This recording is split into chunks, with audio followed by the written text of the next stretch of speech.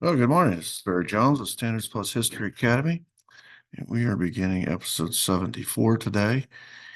And we've been looking at the deep state, otherwise known as the power elites. And the last two episodes, we've been looking at President Kennedy's interactions, how he crossed the power elites, first in 1961. That was episode 72. And then yesterday in 1962 was episode 73. And we learned that it's well, it's been one uh, it's been one interaction after another between the president and the power elites, whether they're in the Joint Chiefs of Staff, whether they're CIA, whether they're business, big business. It's been nonstop since he took the oath of office. And today we're going to focus on 63. However, I do have one carryover from 62, which I have purposely saved for last because I think it just highlights the kind of mentality that the president was surrounded by and the sort of the den of vipers that he was surrounded by and how the lengths to which they were willing to go. So we'll save that one for last. The question is the same. How did JFK cross the power elites? The year is different. The year is 1963. Pictured at the top is the nuclear test ban treaty, a copy of it. This is going to happen in 63. This is going to surprise the national security apparatus because a lot of it was negotiated through a back channel between Kennedy and Khrushchev. So the normal channels were not aware in real time how much progress was being made on this until Kennedy announced it, basically, and then the Senate had to take it up for ratification. This is an extremely controversial move on Kennedy's part, and we'll get into that. The bottom is a picture memo, National Security Action Memo 263, which is an executive order ordering home. This is a month before he's assassinated, ordering home the first 1,000 U.S. military personnel, mostly referred to as advisors in Vietnam, with sort of serving as a down payment on what Kennedy's ultimate objective was, which was to bring all of the U.S. military advisors personnel home before the end of 1965. He couldn't do it all at once because there isn't a re-election, the small matter of an election in 1964. And it's already been used against him that he is weak against communism. If he does not greenlight the Vietnam War before the election, it'll be used against him, and he'll be called soft on communism, et cetera, and he'd probably lose the election. So this is a down payment, first 1,000 home by Christmas, but the objective is by 65, after he safely won his second term, he's going to bring them all home. There's not going to be a Vietnam War. So that is National Security Action 263. Top picture here is Fidel Castro on the far left, as you can see, and they're in what looks like a motel room. On the far right, lying across the bed, is Judith, a woman that we're going to be introduced to today, who is, I almost said the wrong name there, but she is being used. She's an ABC News correspondent. She's being used as a go-between between kind of a covert, off the books go-between between the Kennedy administration and the Castro regime. The guy with his back to the camera is a French reporter named Jean Daniel, who is also serving as a messenger in his capacity, relaying message back and forth between the Kennedy administration and the Castro regime.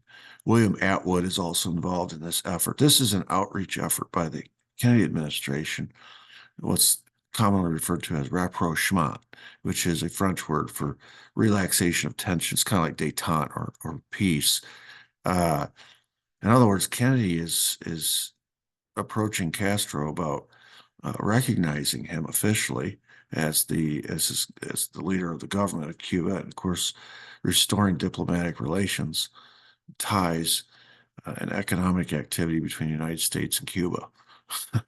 uh, this is supposed to be on the down low, but as we're going to find out, it's not quite on the down low because the CIA has bugged people's phones and hotel rooms and things and know all about it. And they're going to leak this information in the months right before the assassination, which is obviously going to outrage the Cuban exile population down in Florida and New Orleans and other places, the Operation Mongoose people. It's going to outrage, obviously, the national security apparatus that we would dare make peace and he's with a communist dictator. And this isn't the only communist dictator he's negotiating with, as they find out after the fact. That's how the nuclear test ban treaty was negotiated with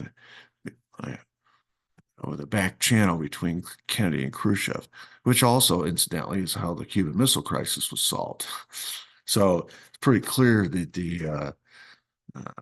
the power elites are not happy that Kennedy's doing his own diplomacy, and they're especially not happy who he's doing it with.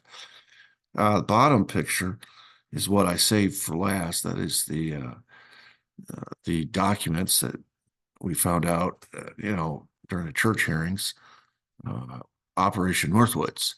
And this is a portion, just a top copy of Operation Northwoods. We're going to go into that today and talk about that.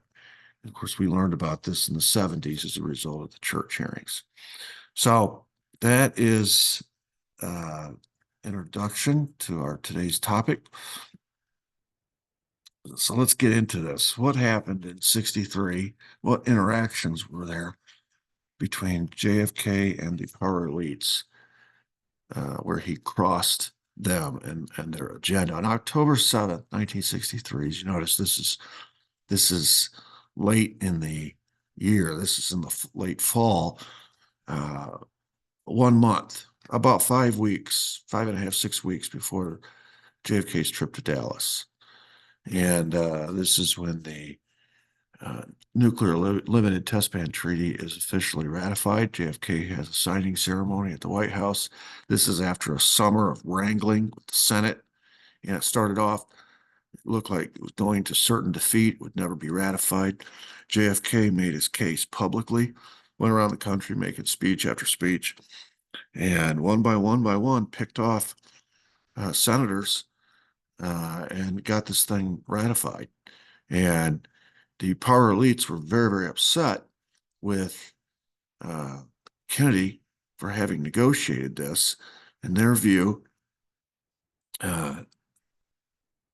we had the nuclear advantage, as we've learned, and by agreeing not to test, this prohibited nuclear weapon tests underwater, in the atmosphere, or in outer space. Well, we've been testing in all those places, and the only tests allowed were underground tests, only if no radioactive debris fell outside the boundaries of the nation conducting the test. In other words, it didn't impact your neighbors. So that's the only kind of testing that's allowed, underground testing, as long as it doesn't impact your neighbors. All the other testing is banned. And of course, this treaty is strongly opposed by the Pentagon and the CIA, and they work tirelessly on the opposite side, trying to keep these senators in line so that they'll vote no. But Kennedy wins. And one of the ways that he wins, Kennedy smartly got Eisenhower, former President Eisenhower, who still carries a lot of weight in Washington and the country itself. He leveraged his support for the treaty, which cleared the way for ratification in the Senate. It gave the senators cover. That was really important. Senators didn't really trust JFK for the same reasons the power elites didn't trust JFK, but they all trusted Eisenhower. So when JFK was able to get the support of Eisenhower through some private negotiations that took a while, but when he scored that victory, it gave the senators who were kind of on the fence cover to vote yes. And of course, it started off, the Pentagon and the CIA obviously were opposed to this, but they didn't think it would pass. And so they thought this was one case where Kennedy's going to be protected from himself by the Senate. One of the requirements in according to the Constitution, for a treaty to be official, to be considered legitimate, the president negotiates them, but the Senate has to approve them. So that ratification process started off looked pretty bleak for JFK, and that was heartening to the Pentagon, to the CIA. But as the summer went along, JFK picked off one senator after another. Then he got Eisenhower's support, and now all of a sudden it's a crisis because it's official. It's been done. October 7th, 1963. It's official. It's been ratified. And this is extremely upsetting to the national security apparatus that we would be giving away, in their view, our nuclear advantage. Remember, it's their view that we should be using that advantage to preemptively strike the Soviet Union. I mean, that was the doomsday plan that was presented by the chairman of the Joint Chiefs and the director of the CIA in 1962, or actually 61, to President Kennedy. This is the time. And when he refused to do it, remember Ted Dealey in his speech said, we could annihilate Russia right now, but we got this coward in the White House. Well, now this coward has signed a nuclear test ban treaty. And in their view, he is literally giving away the nuclear advantage. The one advantage we have, he's giving it away. So this plays into the narrative that he's a traitor, and he's committing treason. And in their view, impeachment is not a strong enough deterrent for somebody as dangerous as JFK. And you remember one of the retired generals even mentioned the C word, coup. Okay. So we have that. A few days later, JFK, as if he's not angered the national security apparatus enough, he signs National Security Action Memo 263, which is, as I mentioned at the beginning, it's a down payment on bringing all the U.S. military personnel home from Vietnam at the end of 65. And he had given a speech regarding Vietnam. He had famously said, quote, "In the final analysis, it is their war. They have to win it or lose it." Well, the national security apparatus has been busy cultivating this war to be for years. I mean, it started off under Eisenhower with our support of the French. Now, when the French gave up the cause, we interceded, and we've been steadily building up, including under Kennedy in the first 3 years of his administration. But Kennedy has now reached the conclusion that this is not our business. This is not our war. This is a civil war between the North and the South. And there's a very, very unpopular leader in South Vietnam, propped up by us, that the people don't even support. And so they're not going to support a war. The South Vietnamese people are not going to support a war that means the continuation of his government. And they're certainly not going to support our involvement in that war if it means helping the guy that they don't like. And that's not even to mention the American people supporting a foreign war 6,000 miles away, which would probably require a draft. And it's not popular in the home country where we're fighting. In other words, there's so many complications here. And Kennedy realizes it, and he says, we're not going to get sucked into this. And so he is essentially, the national security apparatus knows what this is. And the American people didn't learn about National Security Action Memo 263 for years. For years, they always operated under the assumption, because everybody said this about Kennedy, that he was going to go to war in Vietnam. Well, this was uncovered years later. No, he didn't intend to go to war. And this is proof of it. It's not the only proof. There's other. But it's a big indication of what his policy was going to be going forward. And of course, this is upsetting to the national security apparatus, the power elites, because war means money. And as we've learned, it's big business. And these power elites have gotten used to either war or the threat of war. And since World War II ended, we've transitioned nicely, in their view, into a Cold War between us and the Soviets. And included within that Cold War is an arms race, which is great for in their line of business, in their line of work, uh, a nuclear arms buildup, a new look foreign policy where we're running covert ops all around the world, and basically uh, this continuation of this almost like a war footing from World War II. Then we have a proxy war. We have the Korean War, and so we have a spike in military spending again during that period. And then we transition nicely into another conflict, impending conflict in Southeast Asia and Vietnam. Now, that hasn't happened yet, but they've been laying the groundwork for it and preparing the American people. And of course, all of these big businesses, as you're going to see as we finish up today, have been already uh, producing war materials for the war that is to come, and that's in Vietnam. And now JFK is cutting all that off at the knees. He's short-circuiting everything, all their plans, and they're not happy about it. They're extremely unhappy about it, in fact. This is the woman I was mentioning. The rapprochement between Kennedy and Castro is facilitated through an ABC News reporter named Lisa Howard.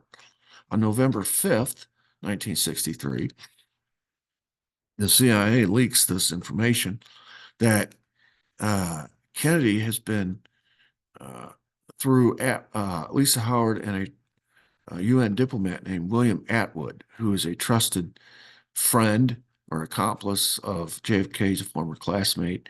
Through these two, and of course, Jean Daniel, as we saw pictured in that picture, uh, Kennedy is negotiating with the Castro government. And he's offering recognition of Castro and his government. He's offering uh, a resumption of diplomatic relations between the United States and Cuba. If we can come to some sort of peaceful resolution to our issues, to our problems. And the CIA, which had bugged Lisa Howard's apartment and phones, knew all along what was going on. To this, one of the final statements of William Atwood was a statement of regret that they'd had these conversations by phone, and that this gave the CIA the opening to sabotage this effort. And they were careless, and between the two of them, and the CIA found out about it through bugging their phones, and they leaked it to all the right people. And that would be the Cuban Americans, the Cuban refugees living down in Miami and New Orleans, all these folks that have been invested for years in the effort to get rid of Castro. And now, they've gone through this tortured relationship with Kennedy. He came into the White House promising to get rid of Castro, and he inherited the Bay of Pigs. In their view, it's his fault it didn't succeed. But he doubled down afterwards and said, well, we're going to succeed. We're going to get this done. And he changes Operation 40 to Operation Mongoose. So they're like, well, let's give him a second chance. He's new and he's young. He's only been president 3 months. Let's give him a second chance. And so Operation Mongoose begins running its course. And then all of a sudden we have the Cuban Missile Crisis. And instead of using it as an opportunity as a do-over, in their view, he takes the coward's way out and uses the quarantine. And they're not happy about that. But as long as Operation Mongoose is still operational, a case could be made that they're still on course to achieve their objective. And then it comes out that he's making a promise to Khrushchev that there's not going to be any more U.S. invasions of Cuba. And he shuts down Operation Mongoose this time. And when they defy him, he sends the Marshals Service and other law enforcement people he trusts down to Miami, down to New Orleans, to close down the bases, to seize all their weapons. And he even arrests E. Howard Hunt, Frank Sturgis, and others under the Neutrality Act because they're making war illegally against a country we're not at war with. And oh my goodness, he had made this public promise at the Orange Bowl. He held up the flag and said, this flag will fly over a free Havana someday. It was the Cuban Brigade flag. And now he's double-crossed him, not once at Bay of Pigs, not twice at Cuban Missile Crisis. Uh, now he's done it again, and he's secretly uh, negotiating. And he also double crossed him with shutting down Operation Mongoose. So that's the third time. And here's the fourth one. Now he's negotiating with the guy they can't stand, the guy they want to kill. And now the president who had promised, it's that old axiom: promise little, deliver much. And he had done the opposite. He had overpromised, hadn't delivered anything. And so they're furious with him. And it's not just the Cubans. It's all of these national security folks, the CIA, the Joint Chiefs. It's all these folks that are invested in this policy to get rid of Castro. And they've poured a lot of work into it, a lot of time into it, a lot of money into it. And, we've had several failed operations along the way, and they want to get it done. In fact, they want so badly to get this done, the CIA arranges for a poison pen to be delivered on November 22nd, the same day JFK is in Dallas, ironically, or not, to a disaffected Cuban military officer, one of their contacts in Paris, uh, for delivery to Castro, and hopefully he'll use it and he'll die of poison.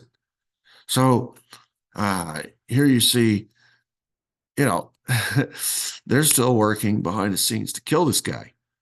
It's just like, when Kennedy finds out after Cuban Missile Crisis ends that during the height of the Cuban Missile Crisis, for example, like on 27th of October, that day it could have gone sideways very easily. William Harvey was sending raiders into Cuba to try to provoke the Soviets further, try to push them over the edge and cause a war that this whole national security apparatus has wanted for years. And that's why he eventually fires. Actually, he demotes him and he sends him to Italy to get him out of the way. But JFK is furious. He can't get everybody on the same page. This is why he told Charles de Gaulle, "I'm not in charge of my own government." Every time he takes two steps forward or one step forward, it seems like the government takes two steps backwards because he's surrounded by these vipers that are constantly working against his objectives. And of course, his objectives, as we've learned, are all about peace. He's trying to keep us out of nuclear war in the missile crisis. Harvey and the CIA is working to get us into a war. The Joint Chiefs are advocating we bomb the missile bases and we invade Cuba because they want to get us into a war. So he and his brother are surrounded by all these people who want a war, and he's trying to keep us out of war. And so here he is negotiating the next year with the leader of the country where this missile crisis took place, trying to prevent a future war, another repeat of the Cuban Missile Crisis. Hey, let's let the past. Remember yesterday we found out the steel strike. After he won that exchange, he told all his people, act like you've won a victory before. Don't spike the football. Don't rub it in their face. Let's let the past be the past, and let's all work together on the same team. That's his approach to these things. And but he's surrounded by a bunch of people that don't work that way. They don't see life. They don't see the world that way. And as evidenced by that, I want to go back and talk about something that happened in 62. Thought about covering this yesterday because it happened in 62, and I'm kind of going through this chronologically, but it's so fitting to do this at the end instead of at the middle, because it shows the general attitude of the people that he's surrounded by and the lengths to which they'll go or willing to go to try to cause the war that they've always wanted, And of course, this one is all about Cuba. It's called Operation Northwoods. Now, this operation never happened. Okay, it's kind of like the Doomsday Plan. When the Joint Chiefs and the director of the CIA brought their Doomsday Plan to JFK, he shot it down. Remember, he jumped up out of his chair and he just walked out of the meeting. He says, "And we call ourselves the human race." He's shaking his head. He's shaking his head. He can't believe what he's hearing. Well, here we are. The next year, they try again with something even more ridiculous. And it's proposed by this guy, General Lemnitzer, who is the chairperson. He's the chairman of the Joint Chiefs. All right, so Oftentimes, the Joint Chiefs kind of skates on this whole JFK assassination thing, and everybody's willing to talk about the CIA and its role. But the Joint Chiefs had a role to play in this as well.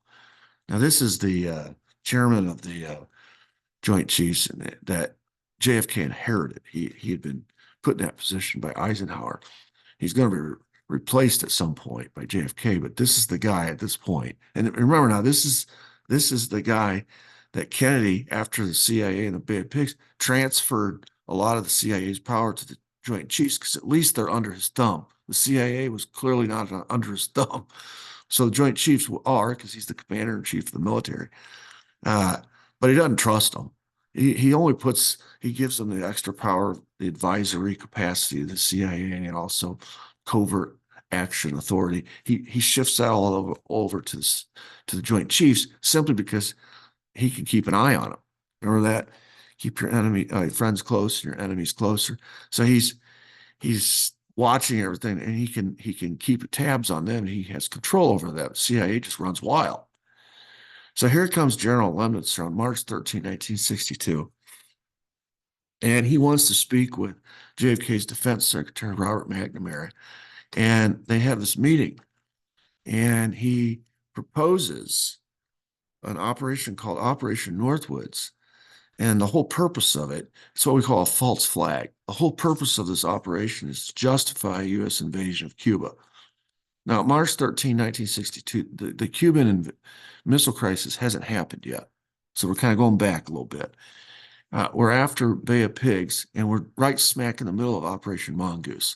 So Lemnitzer would have reason to believe that the JFK administration might be open to this plan because they are currently working subversively, trying to overthrow Castro and get rid of his government, maybe even assassinate him. Definitely assassinate him. So, of course, he knows about this. So this is his way of speeding all this up. What you're doing right now is covert. What if we do a series of things that will justify a full-fledged U.S. invasion of Cuba? Would you be open to that? A false flag is an operation that you yourself do. You cause these events to happen, but you set it up in such a way that you can blame somebody else for it. You can, in this case, you're going to blame Cuba for it. And you're going to publicize it to the American people and get the American people all stirred up to go to war against Cuba. And that's what he's telling Robert McNamara. And so, according to the documents, of course, we have all the documents because of the church hearings in 75. So this isn't conjecture. This isn't, that's why everything's going to be in italics as we proceed through these PowerPoints because it's all direct quotes. He had 4 recommendations, and in this operational blueprint. Recommendations number 1 and 2 kind of go together. Harassment plus deceptive actions to convince the Cubans that a U.S. invasion was imminent. Try to goad them into an action. Number 2, a series of well-coordinated incidents will be planned to take place in and around the U.S. Marine base at Guantanamo to give the genuine appearance of being done by hostile Cuban forces. And in these first 2 recommendations, Lemnitzer gives some examples of what he calls, quote, well-coordinated incidents. Number 1, the spreading of rumors by clandestine radio propaganda. Number 2, over-the-fence attacks by land-friendly Cubans.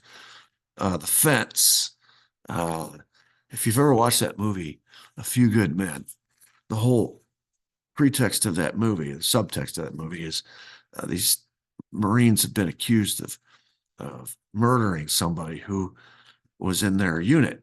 And when they get into trial, they find out that the victim had evidence of an illegal fence line shooting, whereby one of his unit mates had illegally fired his weapon at his mirror. They call it a mirror.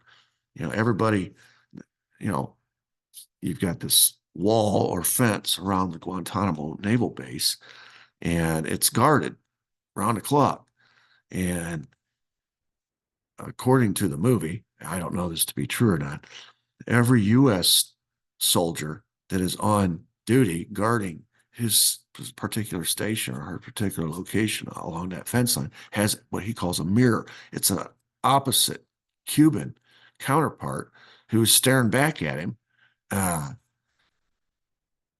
and so you always have this standoff going on along the fence line around Guantanamo Bay naval base, whereby U.S. troops are stationed on the fence line, and outside that, on the periphery, are Cuban troops staring back at them. And there's a mirror for every U.S. troop, meaning there's a Cuban troop for every U.S. troop, uh, standing guard, basically. And according to the movie, the mirror engaged and caused the U.S. soldier to fire back. Evidently, that's the rules of engagement. If your mirror engages, you are to fire back. Well, there was no evidence that the mirror engaged, and so they're having this big trial. And also because the guy who was going to rat him out turns up dead, and of course the inference is that the guy who illegally fired his weapon killed his unit mate to keep him quiet about the illegal fence line shooting. That's a big story to tell you about this fence line. All right. So over the fence attacks, meaning there's going to be an attack by Cubans. They're going to scale the fence around Guantanamo and they're going to attack the base. Now, these are friendly Cubans. This is all staged. All right. Remember, these are well-coordinated incidents that the United States is causing to happen. But they'll be dressed like Cubans, made to look like Cuban invasion, so that it'll justify an invasion. Number three, the capture of Cuban, again, friendly saboteurs inside the base. People are trying to sabotage the base. Four, the starting of riots near the base. Use friendly Cubans for this. Five, the blowing up of ammunition inside the base. Start big fires. And the emphasis was on starting big fires to cause a public spectacle that could be blamed on the Cubans.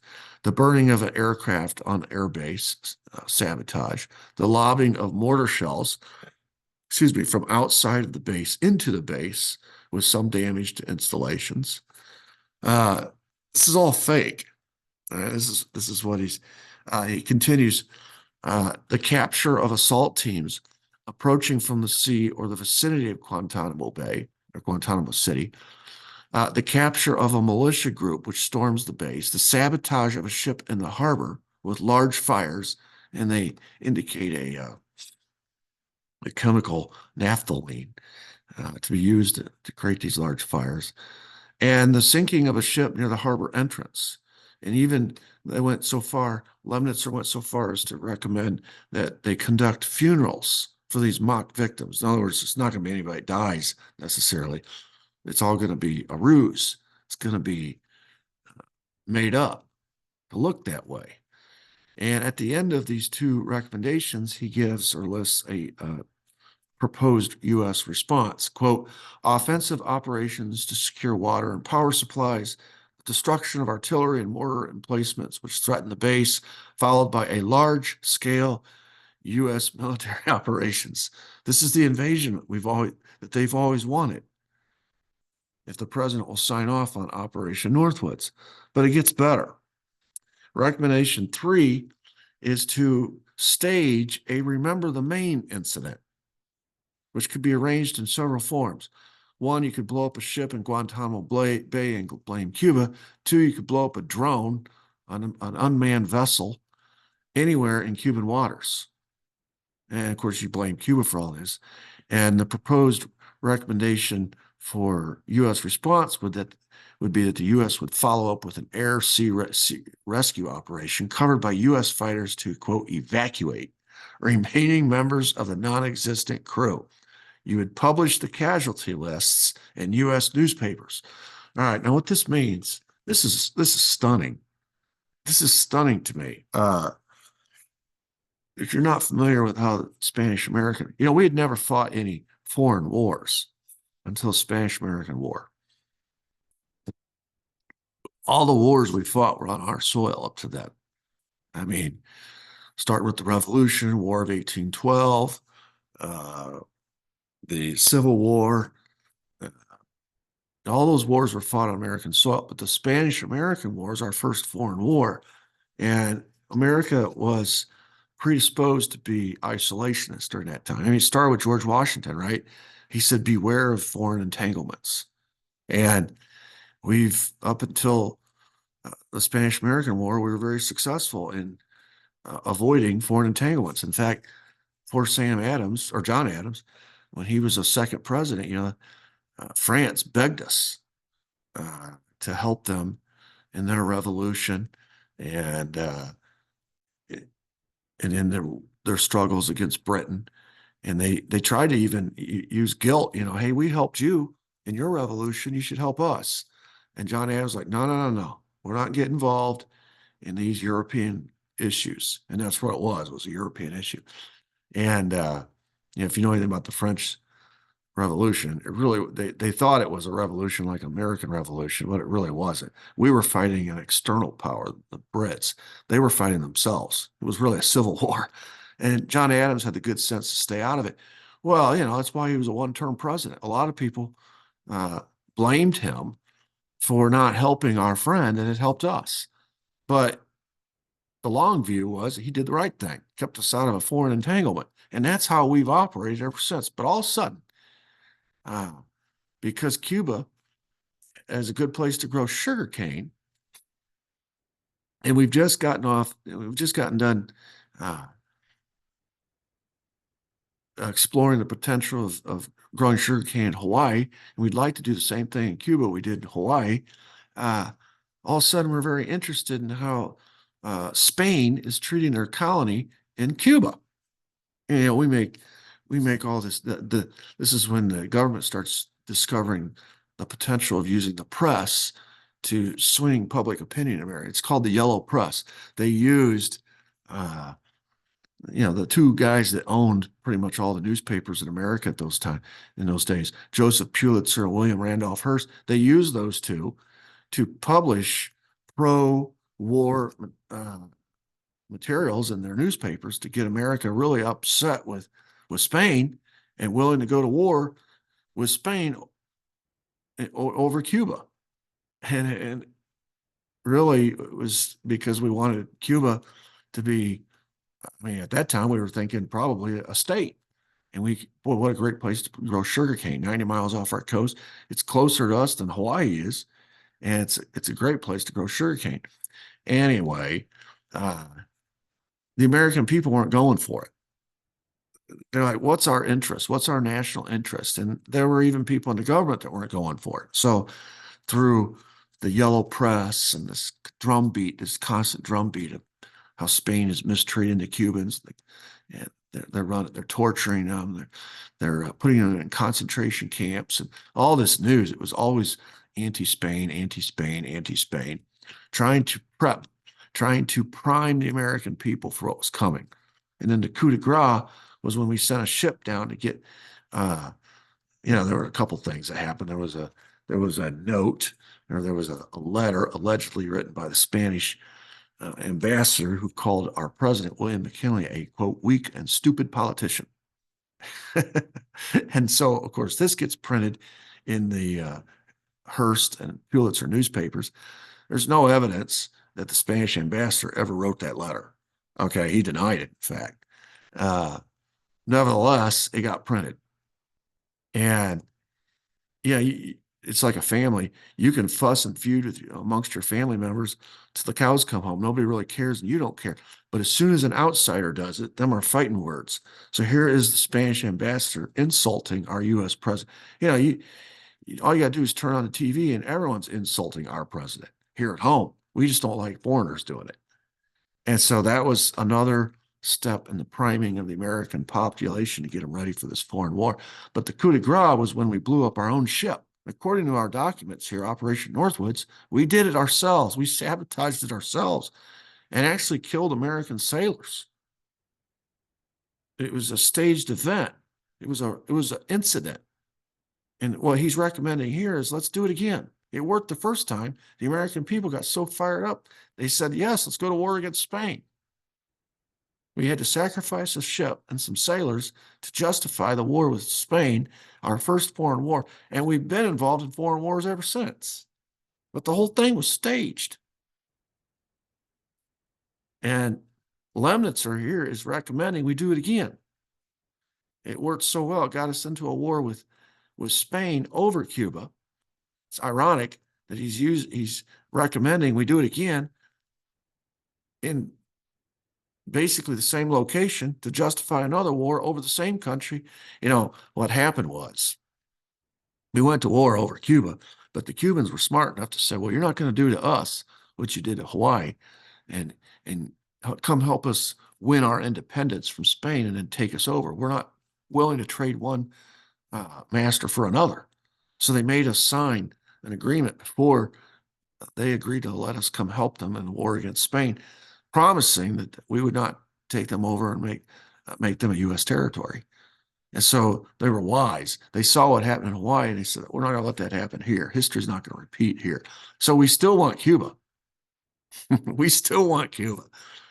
We didn't get what we wanted the first time. So this is like another do-over. And we just got to justify the war.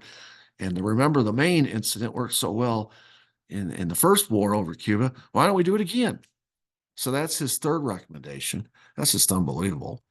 It really calls into doubt a lot of the things that happen that get us into wars.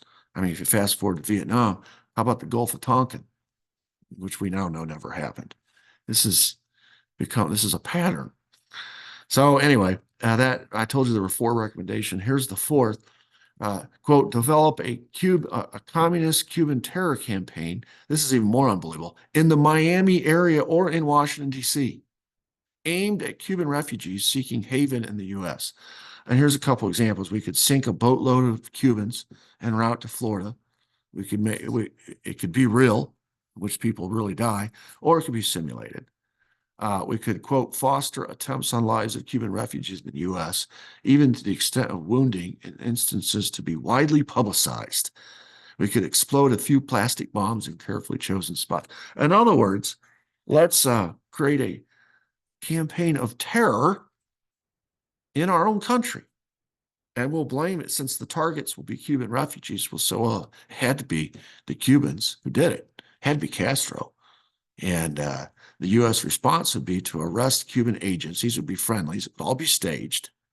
And we'd parade them in front of the press and release prepared in advance documents substantiating Cuban involvement. Now, you'll notice the picture I have over here on this slide. Recommendation 4 of the Operation Northwoods is, if you are willing to just look at what happened in Dallas on November 22nd, it's exactly what happened. The recommendation is to conduct some sort of an attack on a prominent American target. You don't get much more prominent than JFK. He's an American target, and to do so on American soil. And then to lay the blame at the feet of Cuba, a Cuban agent. And they put in parentheses, friendly. All right, now, who got blamed? You can see right there in the headlines, pro-Castro gunman charged in the assassination of Kennedy. Pro-Castro. So that's a Cuban agent. A friendly. We've established the fact, beyond a reasonable doubt, that Lee Harvey Oswald was CIA. He was also an FBI informant. So he's a friendly. He's one of ours. And he's been set up. And then in the aftermath, our government released a prepared in advance document, a cover story, which implicated Oswald and Cuba, and was basically laying the groundwork, priming the American people for what they really wanted, which was an invasion of Cuba. My goodness, they just never give up.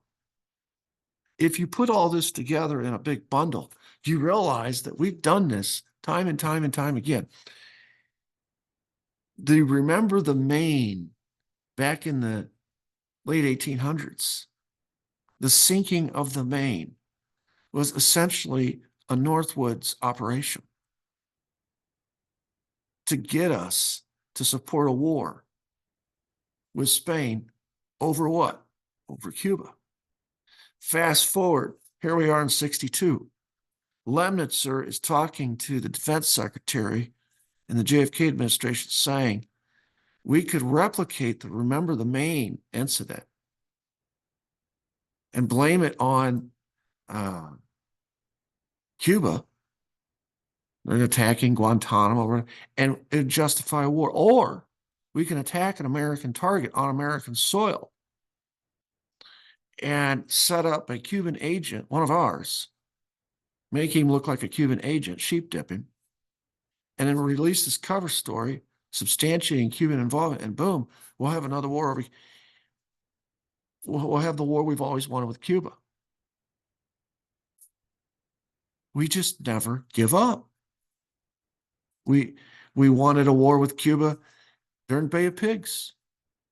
And we went to great lengths to make it look like that wasn't us, that was Cuban agents that were doing it. And when it failed, they were going to call on our help. That was all staged.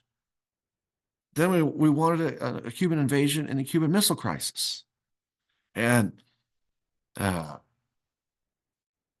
pretext there, Khrushchev handed it to us on a silver platter by putting missiles in it. They're aimed at us. It's as if we're just obsessed with Cuba.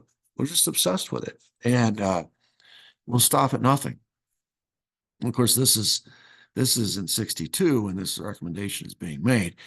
And this is why in 63, when they find out that JFK is negotiating with Cuba, recognizing their government, giving them full diplomatic recognition, relationship, economic relationship with the United States, et cetera, et cetera. These people hit the roof because this has been simmering for a long time. And Kennedy's only been president for 3 years. Presidents come and go. These policies seem to endure. They seem to endure. So anyway, that's why I put that picture there, because many people believe in the research community, and I am one of them, that the JFK assassination was recommendation 4 in Operation Northwoods. Whether or not they have the president's signature is immaterial. They don't care. Obviously, they're not going to get the president's signature to kill him. They were hoping to get the president's signature to okay a strike against American targets. When he said no, which he's going to, they're going to say, well, let's do it anyway, and we'll change the target. It won't be Cuban refugees. It'll be you. I mean, it's everything about the JFK assassination is Operation Northwoods. And of course, that came right from, this is a Joint Chiefs. That's why I say you can't separate, when you talk about the deep state, you can't separate the CIA and the Joint Chiefs. This is Lemnitzer sitting in the White House recommending this to the defense secretary. It's not the CIA director. Now, the CIA director was involved in a doomsday plan with the Joint Chiefs. This is the Joint Chiefs recommending this. And of course, it would involve the help of the CIA, obviously. But it's the Joint Chiefs. They're just as complicit in this. That's my point. All right. So he continues on. He said they've mapped this out. They've got a command structure. The Joint Chiefs would direct Operation Northwoods. Going to the point I just made, he says, quote, a single agency will be given the primary responsibility for developing military and paramilitary aspects of the basic plan, both overt and covert. Covert is CIA, obviously. Military operations be assigned to the Joint Chiefs of Staff. So the Joint Chiefs is going to be over this. And this is his way of reassuring the Defense Secretary and Kennedy, hey, listen, this isn't the CIA's deal. Although I'm fully convinced the CIA was just as involved in this as the Joint Chiefs, but he realizes the war that's going on between the White House and the CIA. The CIA can't go to the president with this. He'll reject it out of hand. So this is their backdoor attempt to get JFK to sign on to it. Well, it's kind of like when I remember my kid, I had 4 kids. I didn't have, that's not past tense. I still have 4 kids, but when they were young, I would hear them talking amongst themselves. Go ask Dad if he'll do this. Go ask Dad if we can do that. And they would always uh, put that responsibility on my youngest because they thought that he got preferential treatment. And maybe he did, I don't know. And so they would send him to do all their dirty work. So here comes Sammy, and he would, hey, Dad, can we and he'd ask it as if he was inquiring, but I knew the truth. I knew that they had sent him. So this is the Joint Chief. This is Lemnitzer. He's probably been sent. He won't listen to us. So Lemnitzer, you're going to have to go uh, carry the water for us on this. So he does. On March 16th, 1962, 3 days later, uh, Defense Secretary has been able to tell Kennedy what the conversation between him and Lemnitzer was about. And Kennedy responds, he's saying, I don't foresee any circumstances, quote, that would justify and make desirable the use of American forces for overt military action. Okay, so what he's saying is, I'm all for the covert stuff. Remember, this is in 62, in the middle of the year. Operation Mongoose is full steam ahead. Bobby Kennedy's running it. So he's all for the covert stuff. But overt military action, no, I draw the line there. A month later, Lemnitzer responds, writing that, quote, the Joint Chiefs of Staff believe that the Cuban problem must be solved in the near future. The Cuban problem. They believe that military intervention by the U.S. will be required to overthrow the present communist regime. They also believe that the intervention can be accomplished rapidly enough to minimize communist opportunities for solicitation of UN action. In other words, hey, we'll be in and out. Kennedy's heard that before. In 61, the CIA says, oh, this thing in Cuba, as soon as we land on the beach, all the Cuban people are going to rise up and join, and this will be over, easy peasy, no problem. And he lived through that nightmare. But here's Lemnitzer saying, "Oh, we'll have this done in no time. This operation will be cleaned up in no time, and the UN won't even have a chance to get involved." Well, what's the thanks that Lemnitzer gets for this? In September 1962, Kennedy says, out, out, I don't trust this guy. And he essentially fires Chairman Lemnitzer, and he replaces him with General Maxwell Taylor. Picture of the new Joint Chiefs there, and there's Maxwell Taylor in the middle. Uh, Kennedy liked Maxwell Taylor. He trusted him to the extent that you could trust anybody in the Joint Chiefs. A lot more than he did Lemnitzer, that's for sure. The fallout from this is Lemnitzer says, well, you can fire me, but I wasn't the only one who supported this. This was everybody. We all voted on this and we all supported this. So you have to fire all of us, I guess. And that's his way of covering himself, his own backside at that. So what this operation clearly shows, and this is why I saved this for last, is that JFK is dealing with a Cold War mindset of his government, a Cold War mindset that was hardened during Truman Eisenhower years, which is to say, you remember, it was all about containment. That was the original policy come from Kenman, the Secretary of State who came up with this doctrine of containment, which anytime, anywhere around the world that communism tries to expand on any front, it's our job to contain it. And that's why we fought in Korea. We contained it. North Korea stayed communist, South Korea stayed free. We achieved our objective. And it's going to be used as a rationale to go to Vietnam as well. And we got to contain the spread of communism. If we don't, communism's like a cancer. It'll just grow and metastasize. You'll wake up one day and you'll be the only country left that's not communist. You'll be the next target. So containment becomes the word of the day. That's the Cold War mindset. And of course, at the end of Eisenhower's administration and on JFK's watch, Cuba has turned communist. And so in keeping with this containment doctrine, this Cold War mindset, we are obsessed with repelling the communist expansion into Cuba. And of course, it's exacerbated by the fact it's 90 miles off the coast of Florida. It's in our hemisphere, and it's threatening to spread to other Latin American countries. That's the Cold War mindset. And there is a block of military and CIA leaders around Kennedy. He can't get away from it. Everywhere he turns, he's encountering these same people who believe that any means necessary is justified to defeat this absolute evil of communism. Any, if we have to lie to the American people, so be it. If we have to launch a terror attack against our own people, so be it. If we have to sink our own ship, so be it. The larger picture here is to get communism out of Cuba. And this same block of men are looking at JFK's agreement with Khrushchev after the he promised it twice. After the Bay of Pigs, he promised never to invade Cuba again. He broke that promise, but now he's promised it after the Cuban Missile Crisis, and he's holding to that promise to the point where he shut down the covert op that was trying to invade Cuba, Operation Mongoose, and he has successfully resisted all of their pressure opportunities or leveraging, trying to get him to use this pretext or that to invade Cuba. He keeps resisting it. And then furthermore, he's agreed to withdraw our missiles from Turkey and Italy. And they're like, my goodness, that's, how could you do that? You're giving away the advantage that we have. And then he made this famous peace speech at American University where, it's pretty clear he's not thinking the way they're thinking. He's thinking in terms of peace by whatever means necessary. They're thinking in terms of war by whatever means is necessary.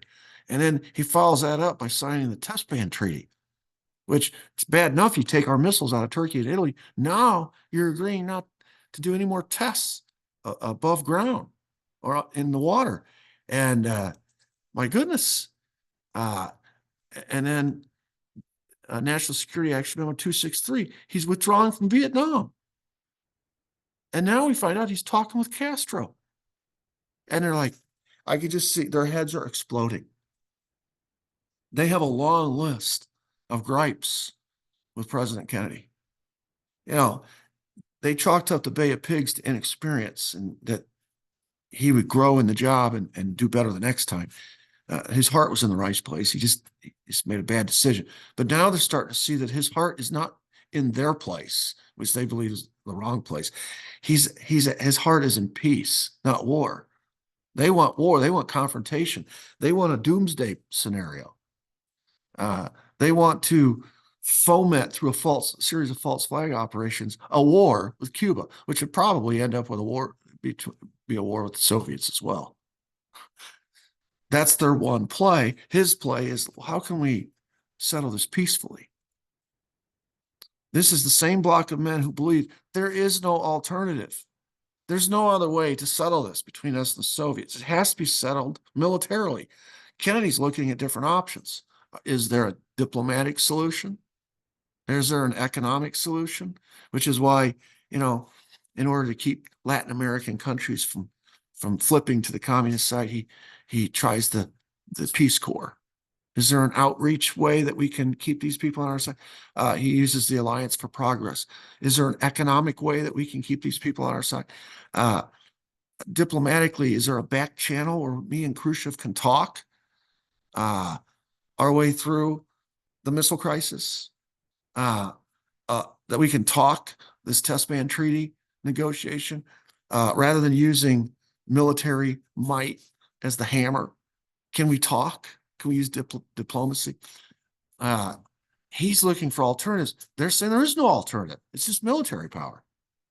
And so this same block of people, these power elites, believe there's no other way to look at Kennedy at this point. By 63, he's either soft on communism, which is bad, or he's treasonous. Either one's bad. We can't afford another 5 years of either one of these.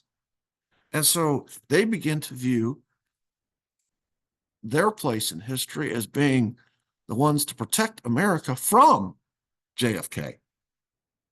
The future of our country is in their hands, they believe. And of course, the last straw was him deciding not to go to war in Vietnam. And of course, always the pretext is we got to stop the spread of communism. But the subtext is the money. And you say, well, like, can you give me any examples? Yes, I'm going to. So here we see JFK clearly establishing that his goal after he wins the second term is to end the Cold War. That's going to be his legacy. And not through war, where we win the Cold War by conquest, by vanquishing our enemy, but through emphasizing cooperation with the Soviets. I mean, he even mentions it, different opportunities that we would have with the space program, military spending, etc., where we cooperate with each other to dial down the rhetoric, to dial down the heat, and to create an atmosphere of détente, a relaxation of tensions. And of course, the military-industrial congressional complex has no vested interest in any of that. They have a vested interest in the Cold War continuing. So we have two competing worldviews here. We have the Kennedy worldview, which is we're going to achieve peace through cooperation. And then we have the other worldview, which is we're going to achieve peace, all right, but it's through military action and competition. And this war footing that we're on right now is going to continue. And of course, there's hardliners in the Soviet Union who believe the same. And so we have two competing worldviews. You say, what kind of dollars are you talking about? If there's no Vietnam, there would be no Bell Helicopter today. Bell Helicopter was on the verge of bankruptcy at the outset of the Vietnam War. But of course, we all know Vietnam was a helicopter war, and Bell Helicopter made all the helicopters. They sold 12,000 helicopters to the Pentagon during the Vietnam War, which was about almost $5 million each, which comes to a total of $56.4 billion. The Vietnam War saved Bell Helicopter. Now it's a monster. I was watching the bowl games. You know, I like college football and the bowl games, and there's several college football bowl games that are exclusively sponsored by Bell Helicopter now. And this is 2024. And so Bell Helicopter is doing quite well now, thank you very much, as a result of the Vietnam War turning around completely their financial fortunes. General Dynamics, a Texas-based company with very close ties to LBJ, which is not accidental. If you think about who takes over for JFK and who greenlights the Vietnam War, General Dynamics made the F-111 fighter for the Vietnam War and made a profit for General Dynamics of $300 million during the Vietnam War. This is big money, folks. If you extrapolate it forward to 2011 and look at military spending, because we proceeded along the path that the power elites want, because the assassination of JFK foreclosed on his worldview and instead returned us to their worldview. Look what the military spending in the United States looks like. This is in 2011. This is an old graph. But in 2011, we spent $711 billion. You go add up all these other countries on the left and what they spent. This military-industrial congressional complex in 2011 was doing very well. And this Cold War mentality, this worldview that the military-industrial congressional complex, these power elites had a brief interlude there. There was where a threat emerged to the money spigots. But he's going to be disposed of. And it is not just going to be him. A few years later, there's going to be another threat in 72. His name is Richard Nixon. And he ushers in this era of détente. He goes to China, communist country. He opens up China to American business. He goes to the Soviet Union. They sign a nuclear arms deal, détente between us and the Soviets. Those are the two presidents that threatened the Cold War during the height of the Cold War, that threatened this these money spigots. And both of them, one of them was assassinated, one of them had to resign. He would have been impeached. And during the Watergate series, during my episodes on the Watergate, I think I established pretty well, hopefully I did, that Watergate was a setup to get rid of him. He was a threat to this worldview. The Cold War must continue. Why? Because of this graph right here. It's all about money. It's all about money. In 2016, for example, one ship, one aircraft carrier cost us $13.2 billion. Gerald R. Ford. I do not think it's coincidental that this ship is named after Jerry Ford. Jerry Ford, as we learned during the Warren Commission, was conflicted at best. He was the FBI leaker during the Warren Commission days and defended the Warren Commission to his dying day, and then covered up by pardoning Nixon, covered up that whole thing because he knew Watergate led back to the JFK assassination. In other words, the deep state never had a friendlier president. They never had, the power elites never had a guy they had more control of than Jerry Ford. So if it means you have to name a ship after him, so be it. A permanent reminder of this little operation we've got going to screw the American taxpayers. War has become a license to print money in the United States as a result of Kennedy's assassination. And this effort by the power elites, the deep state, these joint chiefs, these big corporations, the CIA, certain political leaders, all these folks working together. Remember, we define the deep state as the national security apparatus supported by the corporations that feed it. So that's what I'm talking about. Well, look at, there's been a lot of eating taking place, a lot of feeding taking place. Vietnam ends up being the most expensive war in Cold War history, which if you use today's dollars, cost over $1 trillion, spanned the life of 4 presidents.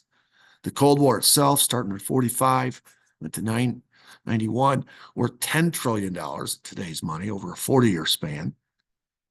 If you look at the budgets in 1950, when right before Eisenhower takes over, $13 billion. That's less than, as we just learned in this previous slide, that's less than one ship. Our budget in 1950 wouldn't have, the entire military budget wouldn't have built that ship, that aircraft carrier. Well, by 1961, after Eisenhower, it's exploded to 47 billion. By 1975, it's 100 billion. It's doubled again. By 1986, 2/3 of the way through Reagan's presidency, it's 170 billion. By 2010, it's 664 billion. My God, look at the increase there from 170 billion to 664 billion. The 2018 budget request was 686. And I'm sure it's higher now. I don't know that to be a fact, but you can see the trajectory. Starts at 13 billion. And, you know, that was only 68 years ago, folks. That's one person's lifespan. Some of you listening to this might be 68 years old. In your lifetime, we've gone from $13 billion a year to $686 billion a year. That's 2018. So if you add 6 more years to it, it'd be 74. 74 years. And I'm sure it's higher than 686 now. Okay. 2 competing worldviews. One worldview was, we don't just spend all this money because the only alternative is not just military. There's other ways to achieve peace. It's not just military.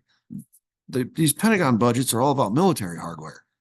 We still have the diplomacy and all the other stuff on the side. This is what we're spending on military, because the worldview that has won the day since World War II in America has been this power elite, this military industrial congressional complex idea that the only solution that will work is a military solution. And that costs money. And in order to justify all that money, you got to have a lot of wars. I mean, it's got to be continuous. The Cold War, which was 45 to 91, contained within it were several proxy wars that we've been involved in. So I listed them. Korean War, 50 to 53, Vietnam, 64 to 75. We had that little war in Grenada. We had a war in Beirut, 82 to 84, Libya, 1986. Now, not all of these are us, the Soviets, us and a Soviet proxy. It's just war.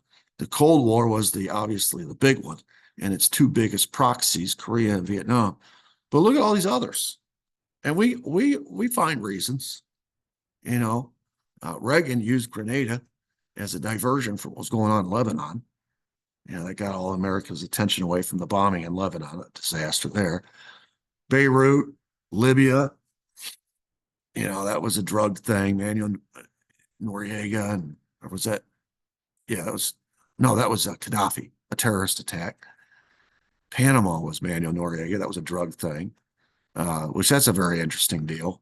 But I won't get into that. Persian Gulf, that was under the pretext Saddam Hussein invaded Kuwait. Somalia, Haiti, Yugoslavia, ethnic cleansing. We had to go over there and stop that. And now the Ukraine. And we just can't send money fast enough to the Ukraine. And we really started that whole thing in 2014 and continue to stoke that, trying to put a thumb in the eye of the Soviets by continuing to insist that the Ukraine be part of NATO. When originally we promised the Soviets, the Russians, that we would never attempt to make the Ukraine part of NATO. And we know that's a red line. We know they can't accept that. And so we just keep pushing it, knowing that this war will continue, and we'll just keep sending money over there. You say, well, what's to our advantage to send money and weapons over? Because it feeds the beast. We have to replace all that military hardware we send over there. The military industrial congressional complex continues to make all this weaponry. We have all this weaponry sitting around. We need to use it. Somebody needs to use it, and then we need to replace it. And then all the money is turning into this gigantic laundering operation where the money is going over there and coming back, portions of it, to the politicians who are voting it to go over there to begin with. It's a scam. It's a scam. We've been running one long scam since World War II on the American people. And the way that we continue to convince the American people this is necessary is the continual wars or threat of wars.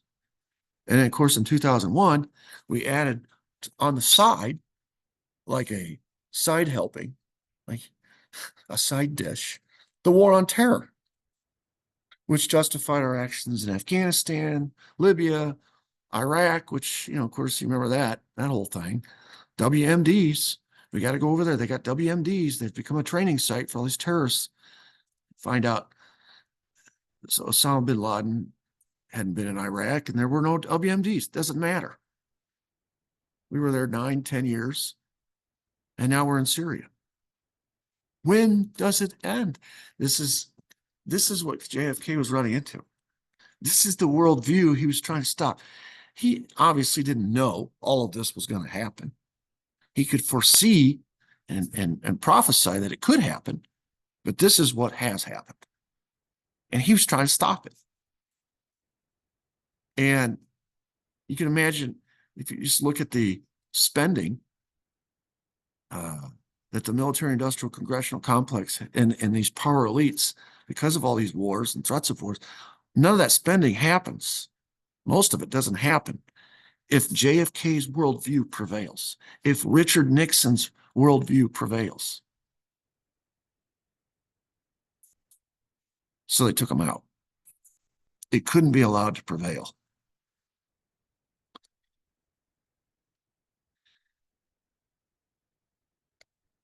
So here's what we've learned.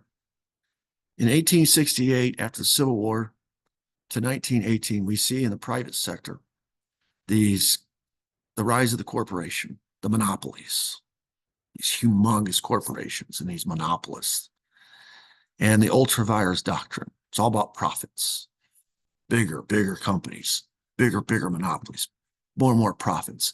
Immunize yourself from any liability, immunize yourself from taxes, create these shell companies, these holding companies, uh, immunize your assets by creating subsidiaries.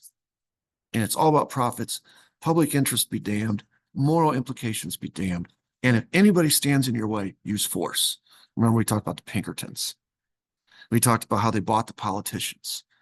And the politicians would send in the National Guard to put down the strikes, the workers. Always use force. Well, then in the World War I, World War II era, that ultra vires doctrine seeped into the government because a lot of these private sector guys became public sector guys. And they brought with them this mindset. It's about profits. And they corporatized the government. They militarized the government after World War I, World War II. And they created this military industrial congressional complex, this unholy trinity between or among Congress, which votes the money, and the president, which signs the budget, the Department of Defense, the national security apparatus that requests the money and sends out the contracts to the big corporations who make all the stuff, who then turn around and send the money that they've made back to the Congress and the future presidents to keep the politicians voting this money, this money laundering operation. All right. And it's always within the context of national security. We have to do this. Even Eisenhower in his speech says, we can't be this volunteer force anymore. We have to have this permanent armaments industry. Just be careful with it, because national security depends on it. And we've learned the importance or the power of propaganda. We've learned the power of controlling the press.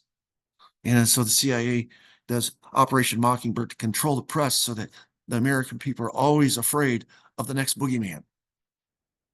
And so we transition from fascist dictators and all the threats there contained within World War II to now the big boogeyman is communist expansion, communism.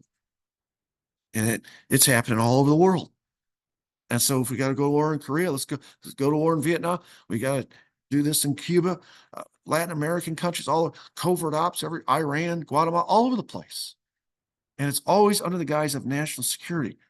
But these people running all this stuff are formerly private sector guys out of Sullivan and Cromwell and other places that were more interested in their companies, their clients, and their assets, as we learned during World War II, and protecting their company's assets and protecting their companies and all the investment they'd made to rebuild the German war machine. They're doing it now. And that's why we go into places like Iran for the oil. We go into Guatemala for the land. We go into Cuba for the sugar. It's all about big business. And now you talk about a nice little arrangement. These corporations have at their disposal the United States military. You know what Smedley Butler said, he became a gangster for capitalism. He said, I served in the Marine Corps for 33 years, and I look back and my whole career I was just a gangster for capitalism. The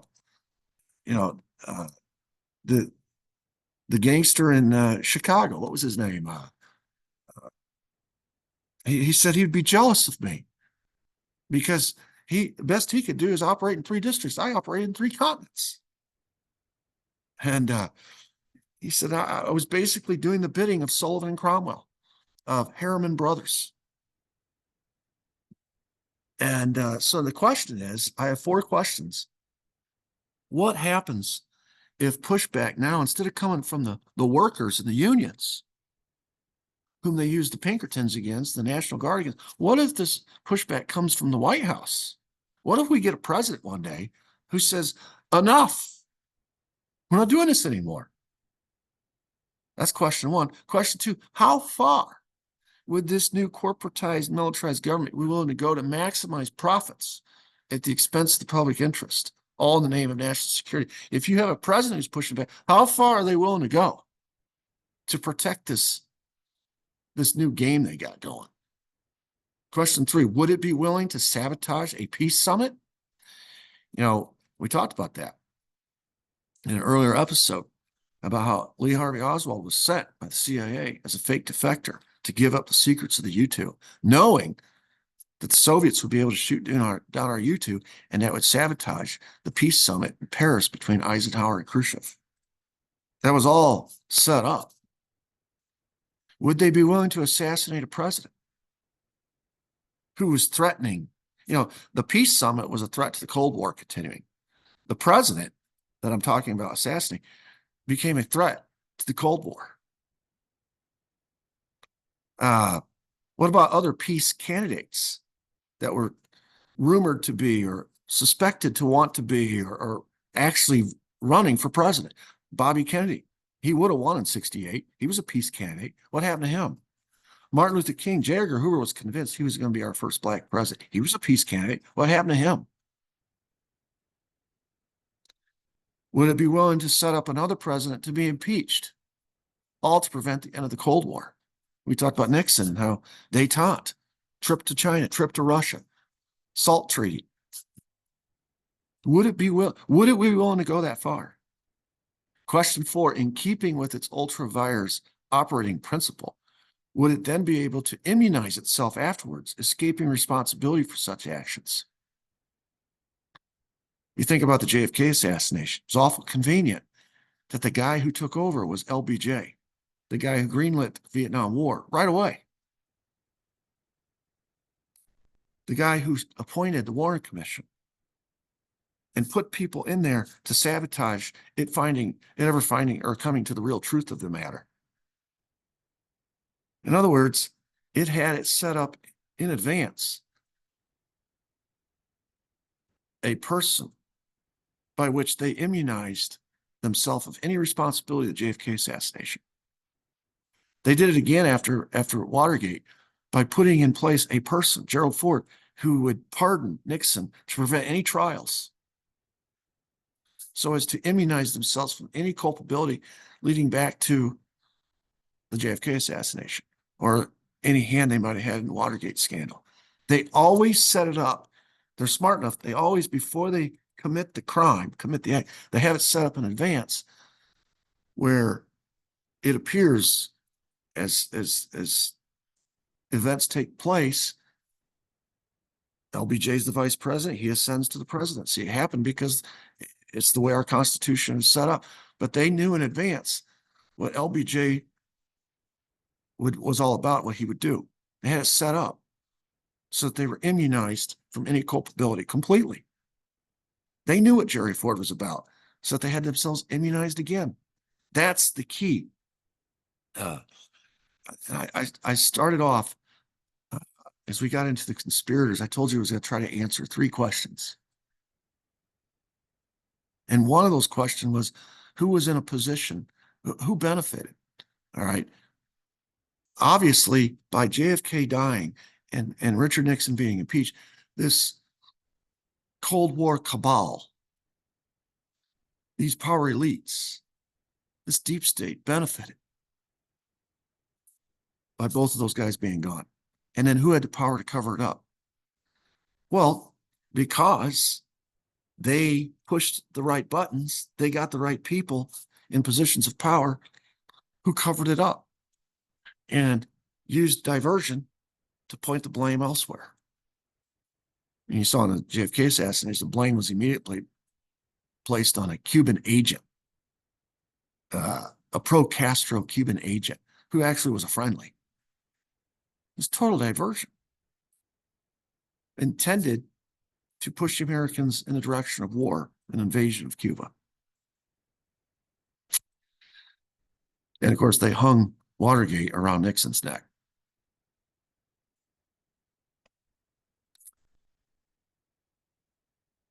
I know this is a lot. This is a heavy topic. One of the guys who I respect in popular culture who's wise to all this. You don't fool this guy.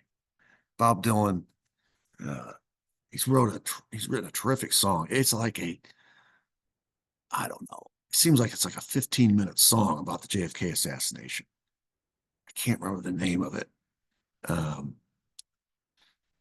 it's phenomenal. If you listen to the words, he's basically laying out what I've been laying out, and he's doing so in a song.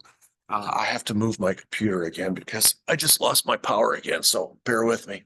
Anyway, he's also written a song called Masters of War, or maybe this is a poem, but I want to read this to you because this, I think, says uh, what I'm trying to say. And he's wise to it, and he writes a song about it. Come, it's called Masters of War. He says, "Come, you masters of war, you that build all the guns, you that build the death planes, you that build the big bombs, you that hide behind walls, you that hide behind desks. I just want you to know I can see through your masks. Let me ask you one question. Is your money that good? Will it buy you forgiveness? Do you think that it could? I think you will find when your death takes its toll, all the money you made will never buy back your soul." I can't think of a better way to end today in this uh, 3-episode presentation of all the times that JFK crossed these power elites, these masters of war in 1961, in 1962, and 1963, and how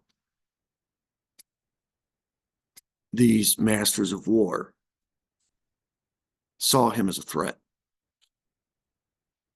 to their money spigots and a threat that had to be disposed of.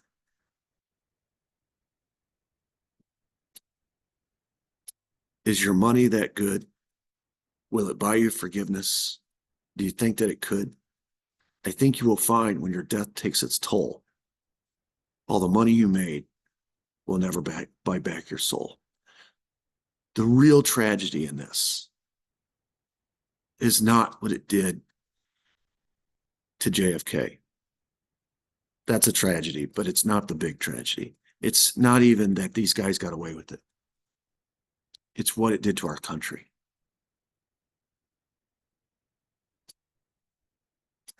Financially, you look at the deficit, you look at the debt today.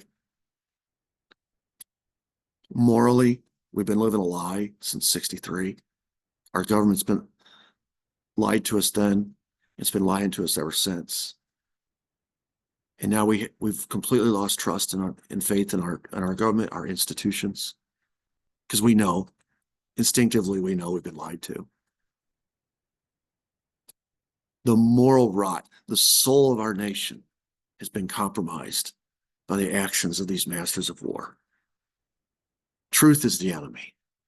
That's why today, if you tell the truth, you become the enemy.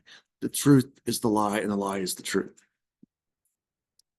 That's what happens when you set a course down a road of lies. It's a slippery slope. You say, well, we'll lie about national security. We'll lie about something big. Pretty soon you're lying about everything. And we have, like the man at the crossroads, we've sold our soul for money. And this corporate operating principle, ultra virus, which says public interest doesn't matter, moral implications don't matter, it's all about profits. We've become a corporate country. Our country has been corporatized. And in essence, we have become corporatized. And, there's that old verse in the Bible that talks about how the love of money is the root of all evil. It's not money, it's the love of money. And at some point in time, we made a decision the power elites made a decision, and it has now become ingrained in our culture that money is the most important thing. And what America used to stand for, the moral high ground, we don't stand for it anymore. And we've lost our position in the world where people used to look at us as a shining city on a hill and say, well, I don't agree with this or I don't agree with that, but you know, America is doing what's right because they believe that's what's right. And there are some lines they won't cross. I don't know what those lines are anymore. There doesn't seem to be any lines. There don't seem to be any lines. Bob Dylan, the resident philosopher who sees through all the lies, calling them what they are, masters of war. We've sold our soul. And that all began in Dallas, I believe, on November 22nd, 1963. Okay. I knew this was going to be a little bit long today, a little bit heavy. That is our 1963 look at the times and cases where the president, JFK, crossed the power elites. Tomorrow we'll wrap up this part of the deep state and move into next week's section of the deep state, which gets more into the intelligence part of it, the CIA part of it. So I hope you've enjoyed these episodes so far. If so, give me a thumbs up, hit the notification bell. Feel free to subscribe to my channel. It's free. And check out my website, sphistory.com, and keep the comments coming. I enjoy reading those, and I learn stuff every day from you guys. So appreciate all that. Appreciate you guys listening. I just want to say that. I want to say thank you for listening, and makes it worth it. You know, I get up every morning. School starts at 7:30, and so I have to have all this done before school starts, and I still have things to prepare for class. So I've been getting up at 4 to get to school on time to do this in the morning, and still have time to get ready for the day. And I've enjoyed it. I thought I might not, but I've enjoyed it, and it's I look forward to it. I look forward to meeting with you guys. So anyway, I hope everybody has a great day. Until next time, everybody enjoy the day. Thank you. Bye.